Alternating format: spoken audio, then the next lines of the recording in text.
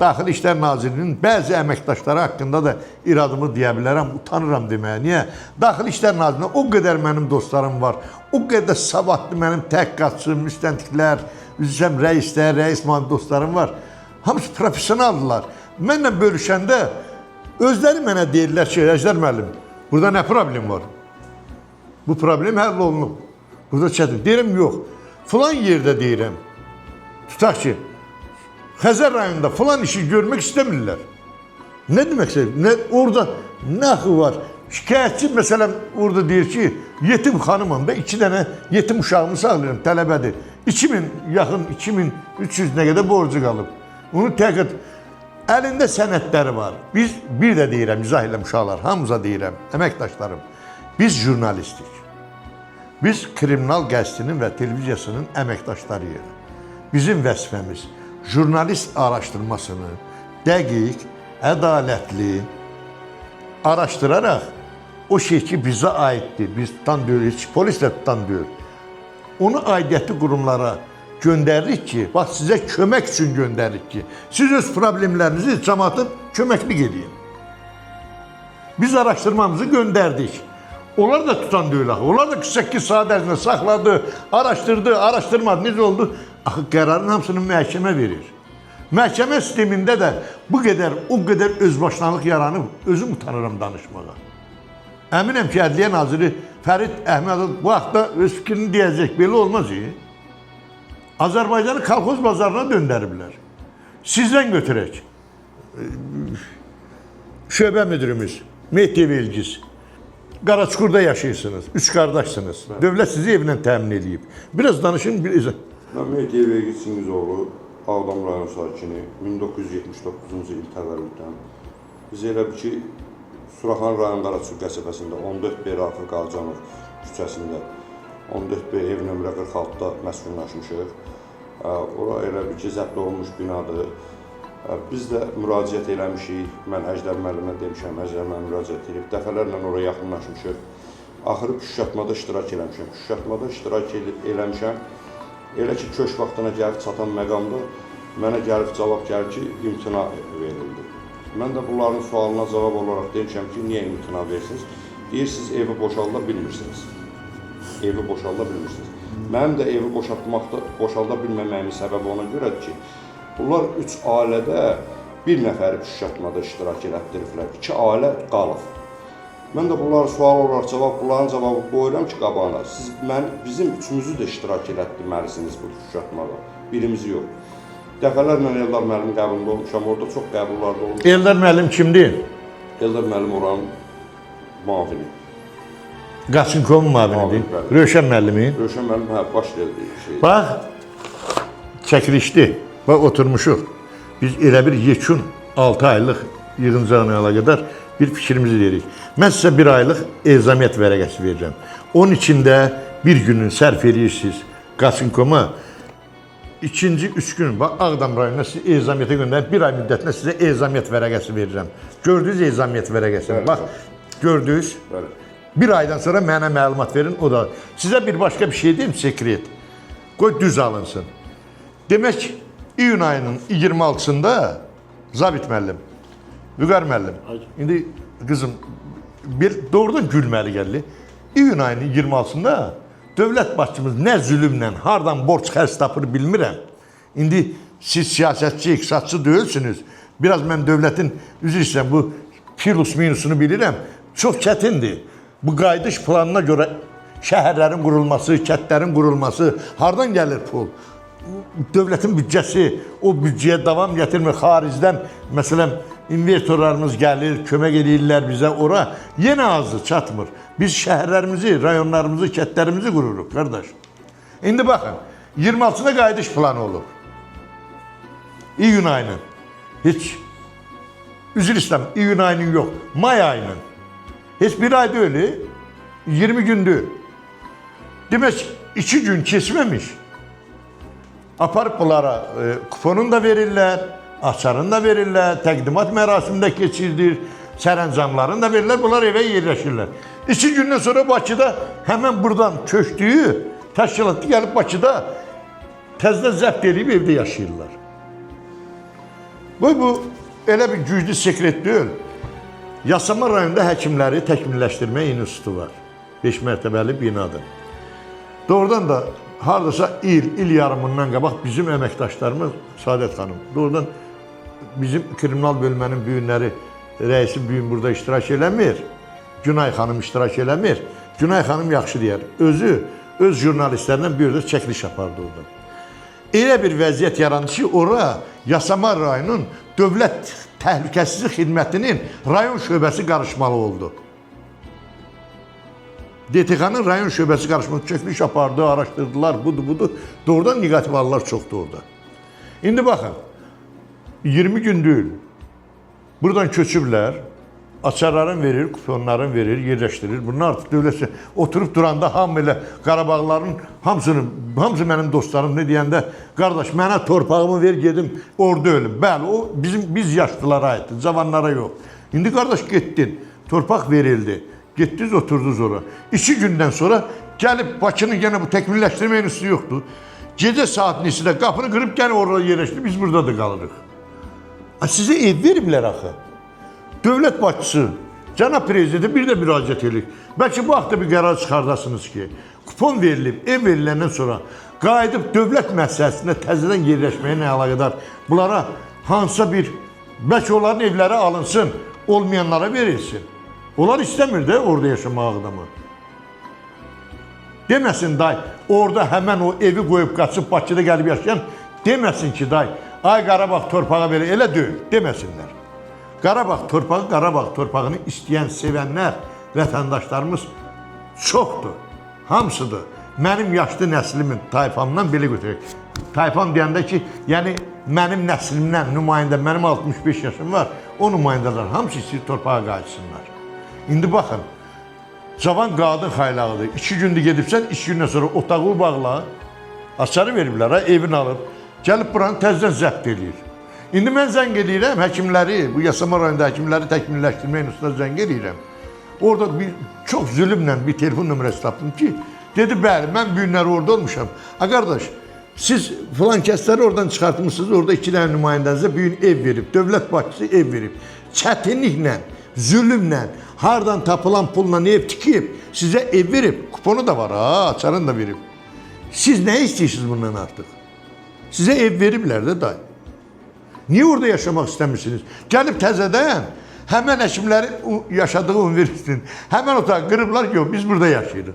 Gör, indi sual verirəm buna, o şeydir, Səhiyyə Nazirindir bu həkimlərdir. Deyirəm, qardaş, siz onu necə olub bırakırsınız? Deyir, valla bizim gücümüz çatmır. Nətər gücün çatmır? Orada 28-ci polis bölməsi var. Oranın sahə müvəkkili var. Nə ixtiyarla day? Bundan artıq dövlət başçısı sizə neynəsin? Hamı Qarabağ deyib ağlayır, gözünü qorasını tökürdük, hamımız. İndi şükür Allah, Qarabağımız da bizimdir, torpağımız da var.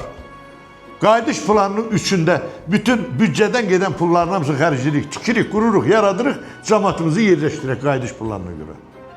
Güzel müəllim, mən onu deyə bilərəm ki, yəni qaçqınların öz torpağına qayıtıb, orada 2 gündən sonra geri qayıtmasının səbəbini araşdırmaq lazımdır. Görürsən, onlar niyə qayıtmaq istəyiblər? Bəli, o sual məni də maraqlandırır. Və o yaranmış o yəni nöqsanı ola bilsin ki, onlar öz torpaqlarına qayıtdıqdan sonra onların orada yaşama vəziyyəti, şəraiti nəsə onları qane etməyib, o yüzden qayıdıb. Onu öyrənmək lazımdır və onların istəklərini yerinə yetirmək lazımdır. Bir də bir əlavə etmək istəyirəm. Çox istərdim ki, bu mənim öz fikrimdir. O torpaqlara şəhid ailələrindən, qazi ailələrindən yaşamaq istəyənlər olsa, ora getməklərini istəyərdim. Bu mənim öz fikrimdir. İstərdim ki, qazilərimiz var. Elə qazilərimiz var ki, evi yoxdur, subaydı, ailə qurmaq istəyirlər.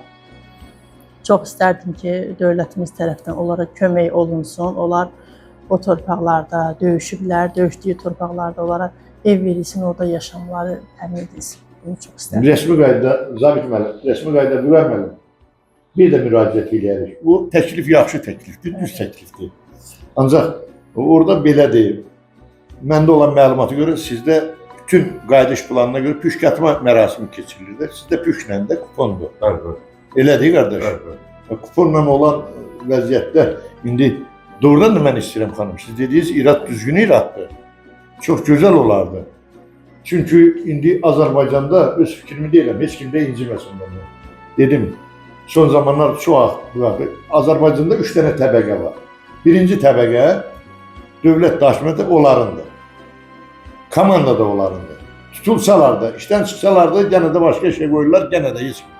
İkinci təbəqə şəhid ailələridir, qazilərdir, müharibə veteranlarıdır və olsun kimsə, kimlərsə də olsun. Bu ikinci təbəqədir. Həmən təbəqənin nümayəndələri də 44 günün müharibədən bəri təkcə bir 89 dənə, 80-dan artıqdır, 90-a yaxın Əmək və Əhalinin Sosial Müdafiə Nazirliyi qabağında göstərdi. Bu da göz qabağında, bu da deyim. Üçüncü təbəqə bütün məsələlərə, qanunlara ancaq hökm kəsilən, hüquqları pozulan qara cəmaatımızdır. Onlar da bizik. Biz burada kimə nəsə bilmirəm, nə desək, deməsək də bizim gözümüzü heç kim, heç nə qorxuza bilməz. Özünüz bilərsiniz. Siz özünüz bilə-bilə bu qara cəmaatı, 3-cü kateqoriyadan adamları prezidentin üstünə qaldırırsınız. Bilə-bilə. Niyə? Prezident sizə nə pislik edir? Yaşayışınız var, villalarınız var, xaricdə balalarınızın biri 44 günün müharibədə iştirak eləməyib. Hamısına getsən, Səhiyyə Nazirinə gedək, hamısı invaliddir balalarınız. Amma indi gəlib kişi olublar, ortalığa çıxırlar. İndi gəlib kişi olub ortalığa çıxırlar ki, biz bizik. Və bizim 44 günün müharibədə 3000-dən artıq verilən şəhidlərimizin qanı, biz bunu bicanə baxalım. Biz dövlətimizi özümüz görə elə bir dağıdırıq. Mən əminəm ki, biz jurnalistlər dövlət başçısının arxasında durub kömək eləməliyik ki, bu negativ halları aradan qaldıraq. Mən öz fikrimi deyirəm. Necə olur? Bəh, dedim, hörmətli bizim prezidentimizin ki, Anar Ələkbərov bir qohumuna görə aeroportda deyib, orada 2 milyon yer. Hansıda yeyinti yox? Harda yeyinti yoxdur, harda pariyatqa var? Bir yer göstərin ki, baxırıq. 6 aylıq işimizdə, 6 aylıq. Siz inanırsınız, mən məcburiyyət qarşısına qalıb bu yaxında 100 kişi xidmətinə baş redaktor kimi özüm çıxmışam. 100 kişi xidmətinə çıxmağımla gənə də soyunmayıb ürəyim. 961 baş prokurorumuz, ay qardaş, sizə bir 2 ay bundan qabaq, 3 ay bundan 1 ildən artıqdır, 2 ildən artıqdır.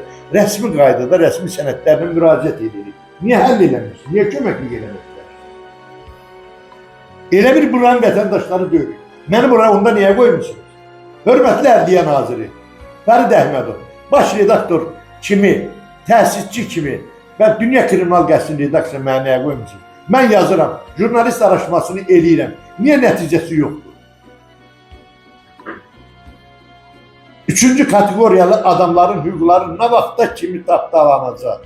Nə vaxta kimi belə olacaq? Biz bununla dövlətçilik, dövlət qura bilmərik. Biz sadəcə burada bütün qara cəmaatımızın hamısını prezidentə qarşı qaldırırıq. Süni sürətdə edirlər, hamısı edirlər.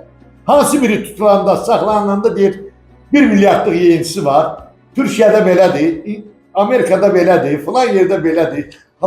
Siz nə demək istəyirsiniz bundan? Niyə dövlətimizi dağıdırsınız? 250 ildə bir dəfə dövlət qurmuşuq.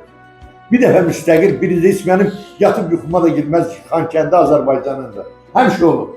Bir tərəfi ermənidən asılı olub. Qardaş, bu günləri qranisimiz var. İndi özləri bilərlər. Güclü ordumuz var. Biz qranisi də düzəltdik. Gəldik, öz torpağımızı, Xocavəndimiz də bizimdir, Xocalımız da bizimdir, Hadrutumuz da bizimdir. Yaxşı aldıq, qurduq, tikirik, qururuq, yaradırıq, qayıdış planı edirik. Bəs günləri bu məmurlar, çinovniklər, yuxarı təbəqədə oturanlar, siz öz ciblərinizə xatir aşağı təbəqənin adamların prezidentə qarşı niyə qaldırırsınız? Nədə azartınız? Dövləti devir. Dövləti devirsələr, sizi assalar, xeyri olmayacaq. Siz 7 dönəm nəslinizi asacaqlar. 7 dönəm nəslinizi asacaqlar. Niyə cəmaata xidmət eləmək istəmirsiniz? Mənim Daxili İşlər Nazirində o qədər yaxşı dostlarım var. O qədər savadlıdılar. Bu yaxında bir o Səbail rayonunun 9-cu polis bölməsində bir Fərid Məmmədov var, təkkasına. Baxırsan ya, Allah verib belə savad verib onlara. Kapitan düzdür. Bu qədər savadlı danışır. Baxırsan, bəli, Azərbaycanın Daxili İşlər Nazirinin əməkdaşları etibarı əllərdədir. Bunlar saxlayacaqlar.